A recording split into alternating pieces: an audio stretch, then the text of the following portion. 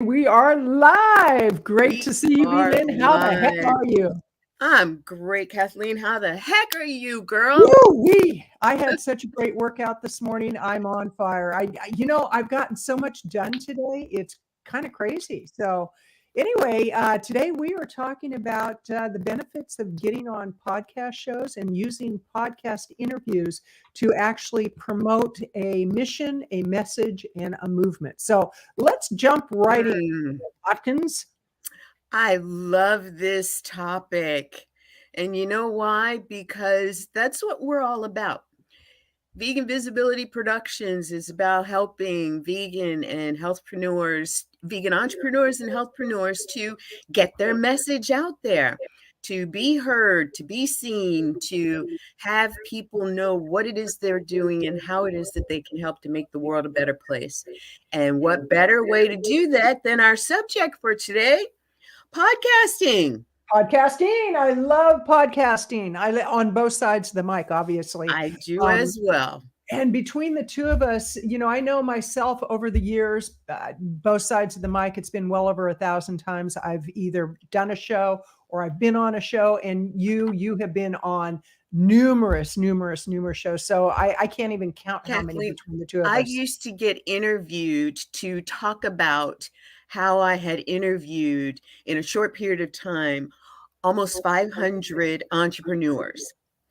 And this was in a period of less than 2 years that I had Wow. interviewed that many entrepreneurs about business. And over the years, I would say I am now well into the thousand. Hmm.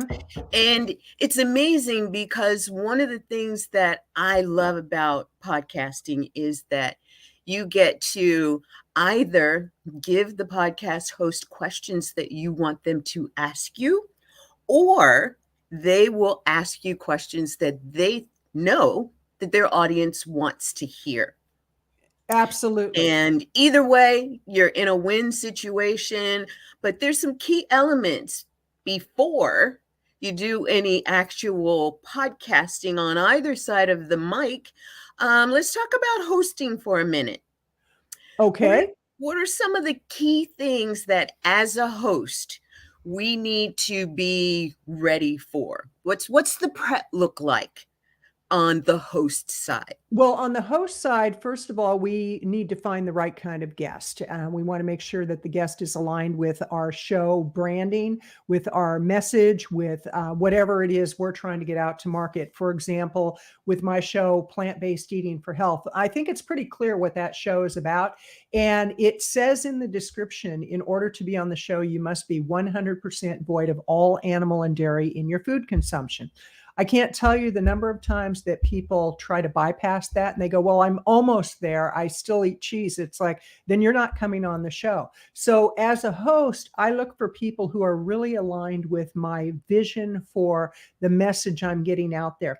I also look for somebody who's really organized. I don't want somebody to, one, not send me enough information for me to make a decision, and two, send me so much information that I'm overwhelmed and I'm not going to look at it. So it's kind of like the porridge. You want to make sure you get just right. And just right comes from experience. You'll learn what works and what doesn't. Right now, we're working with a client who we're getting on a fair amount of podcast shows, and we're trying an A/B testing with the way that we reach out to hosts. We have one of our team members who's doing the outreach, and he has two different lengths of messages that we're sending out. We have the short and we have the longer, and we're analyzing which one is getting us the greatest return on investment of time and the money that we pay our team member, and also the value that the client gets. So that would be something else, is being organized and making sure that you're not overwhelming the host, but you're giving them enough to make a decision. Another thing is be very, very clear with what you expect from the guest, which is if you're going to do video, let them know that it's video. And so they need to be prepared, and that they have a background that looks good for the show, that they come prepared. I've been shocked over the years when I've seen and heard things about somebody shows up and they didn't even comb their hair that day. And it's like, really? That's interesting. So make sure that, you communicate to the guest what it is you're looking for. Like with us, we say, okay, we need a bio, and we give a word count, approximately. It doesn't have to be to the exact word. We need a high resolution image. As a guest, do yourself a favor and get high resolution images. With phones nowadays, you've got a built-in studio in your phone. You want to make sure also that you have a good microphone, because if you're going to do a lot of podcast interviews, a good microphone makes all the difference in the world.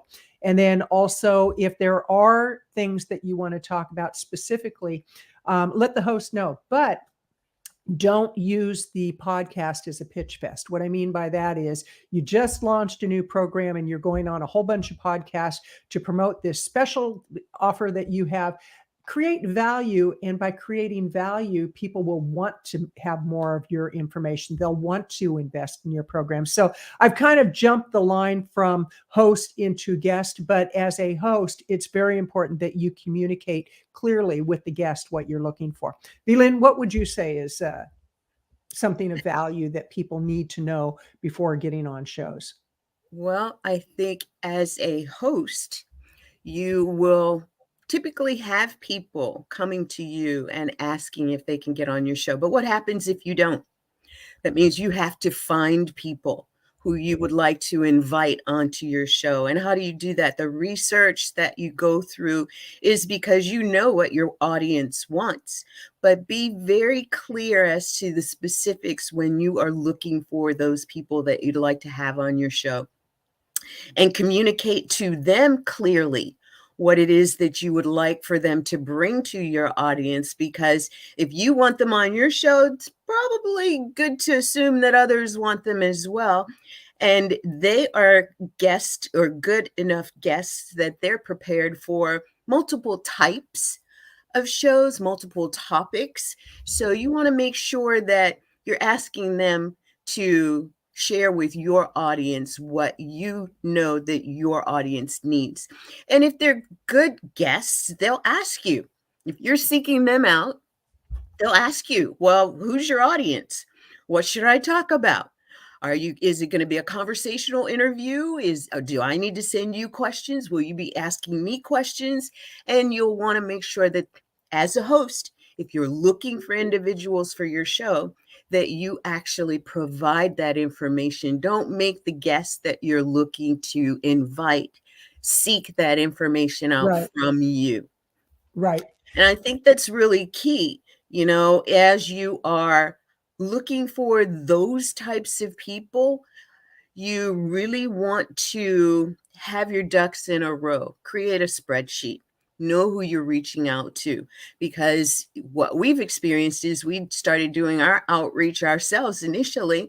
And then it was like, wow, did I ask this person? Did I already ask them? Have they already been on the show? And we've got a spreadsheet so that we can look at it.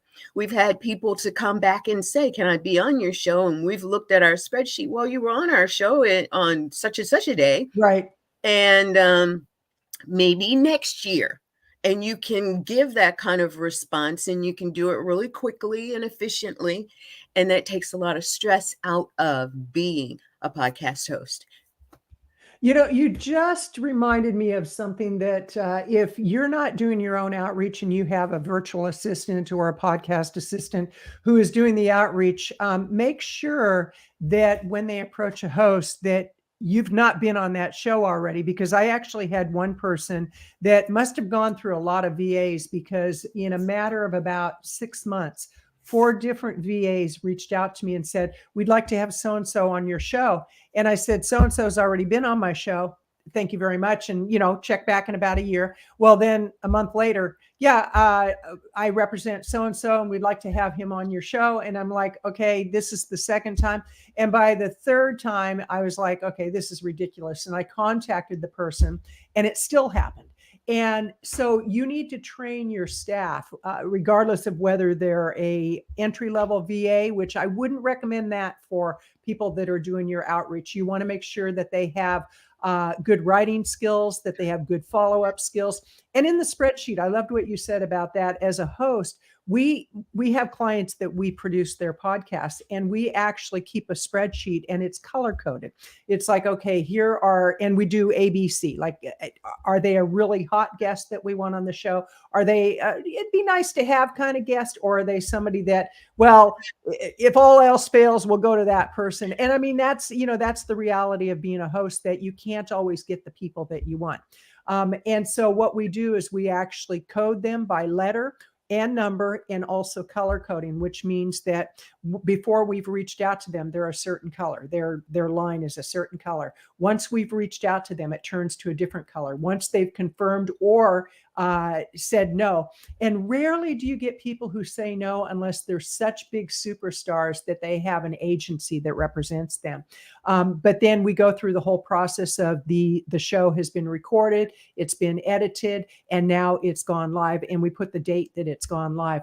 The more organized you are as a host, the better off you're going to be, because trust me, it gets confusing. And I want to share some statistics with you, which I had heard the first one, but I hadn't heard the second. And I'm really pleased to know that we're in the very top percentile of podcast show hosts that are still doing what we do.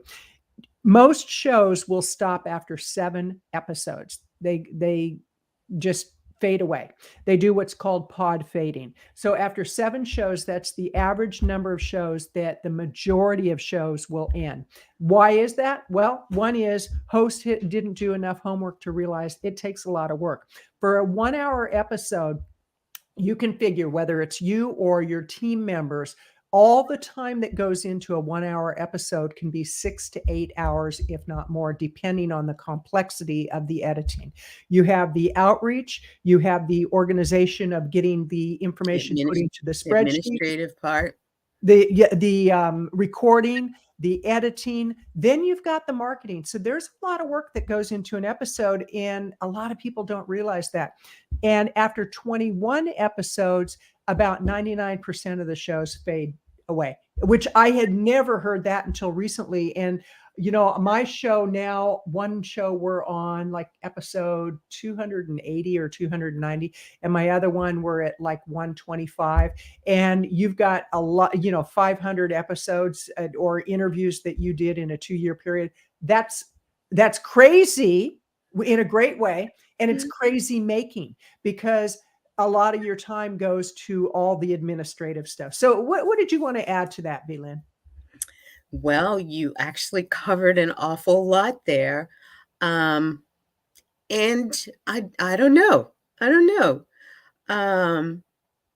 Well, one, I would say do it. Let's talk about, getting on shows. And we're working on a program right now. I want to actually share this with people. We have a mastermind coming up, nominal investment. It's a $7 investment for the mastermind, but we're going to talk about how, when you work with nonprofits and for-profits together, podcast shows are a great way to utilize the avenue for your messaging. So why don't you address that, VLynn?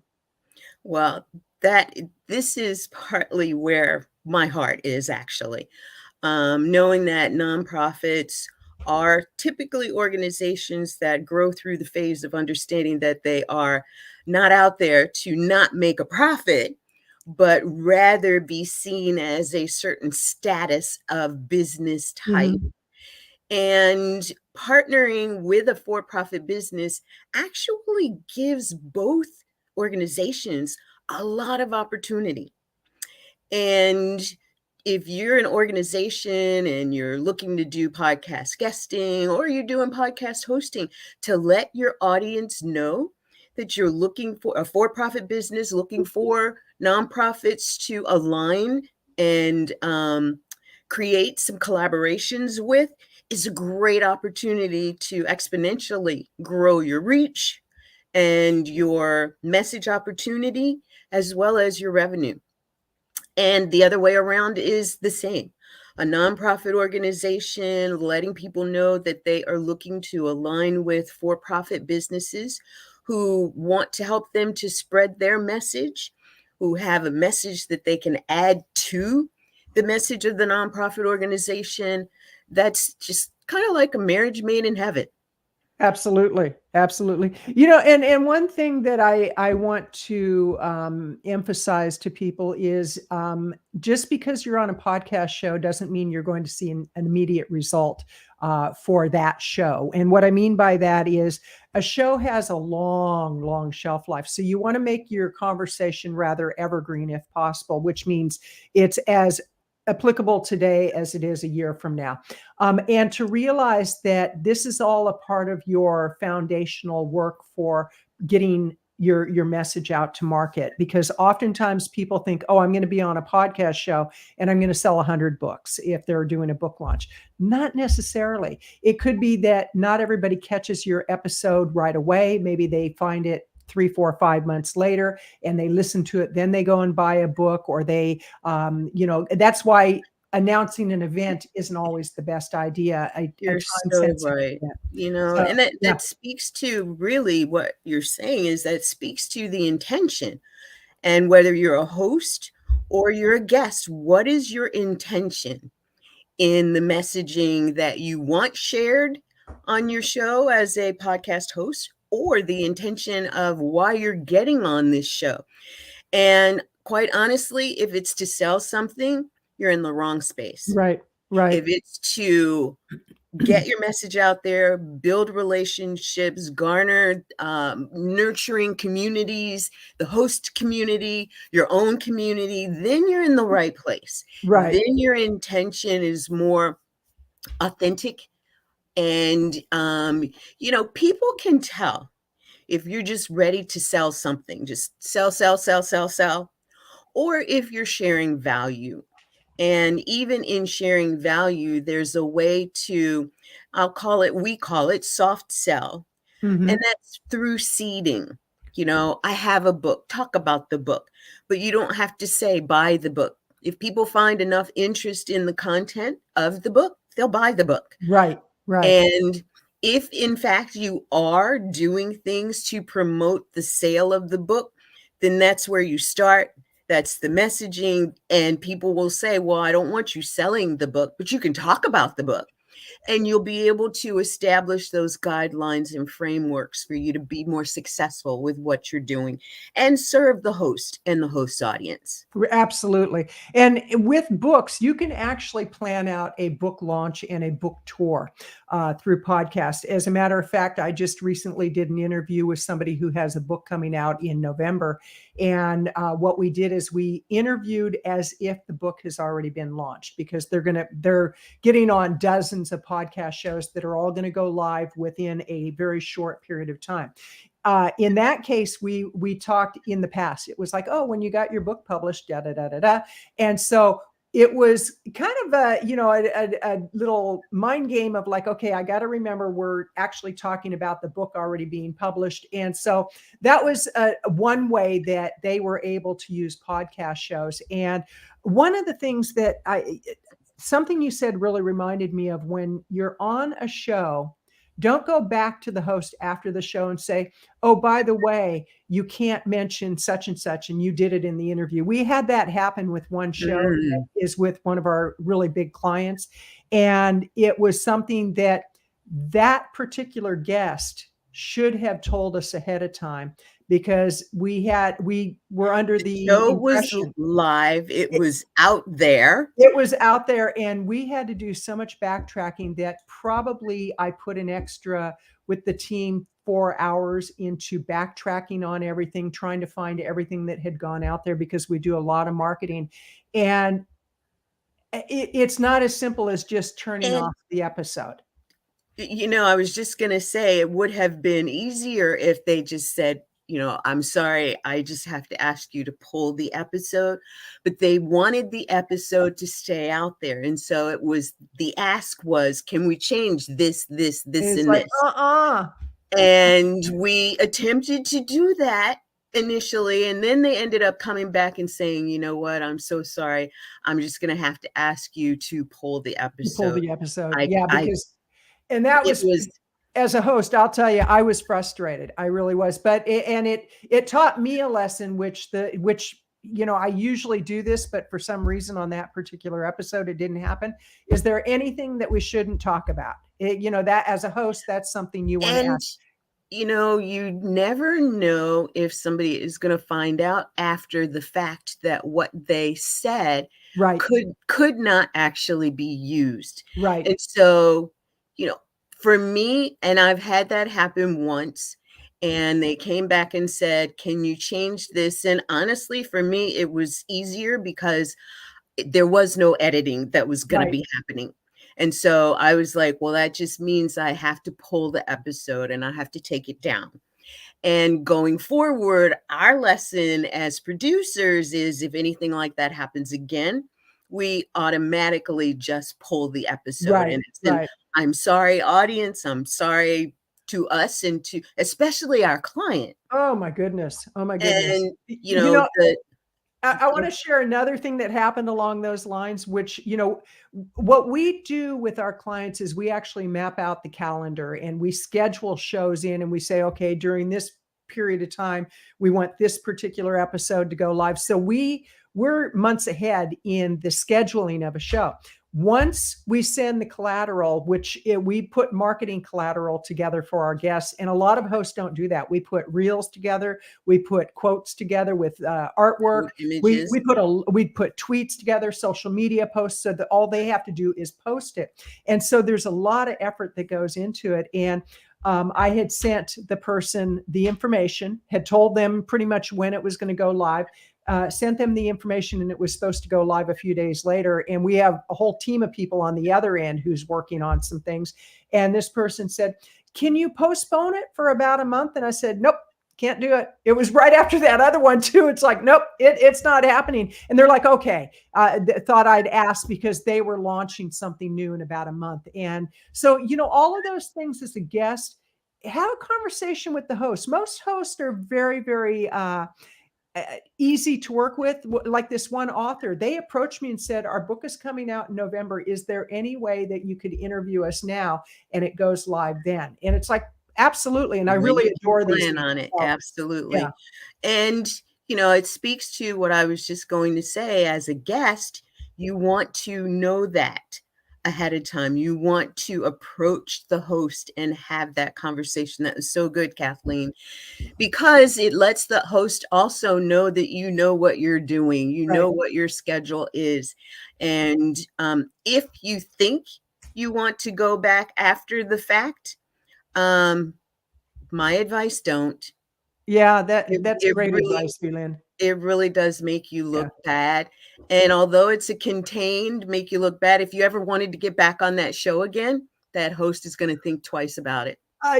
And if people ask for recommendations of guests, you're probably not going to be recommended. It's a very small world when you really look at it. But one thing I do want to remind people of is September 30th is National Podcast Day, which I'm really excited about because we have the vegan podcast directory that we've revamped. We've gone through every single listing. We have about 30 more new listings going into it. It's going to be released very soon within the next couple of days. And it's a great way to celebrate the National Podcast Day on September 30th. So you'll be getting information about that if you're on our mailing list.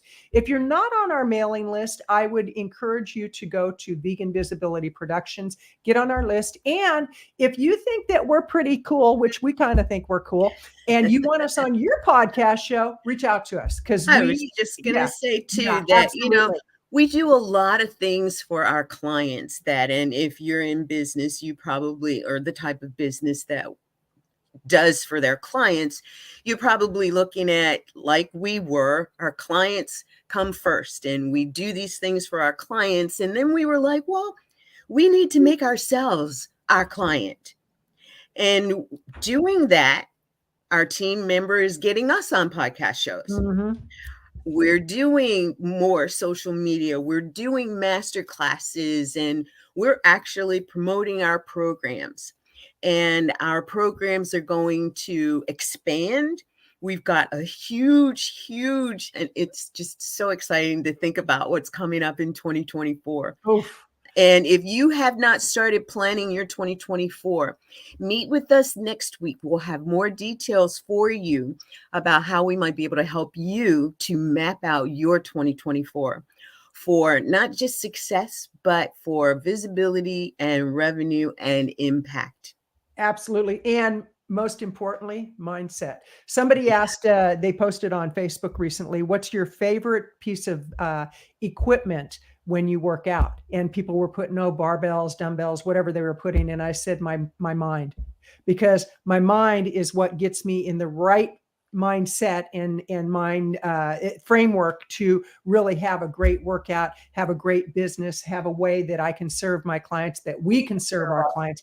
We've got some exciting stuff coming in 2024. So, VLynn, as always, this has been delightful. And in closing, what are your final thoughts?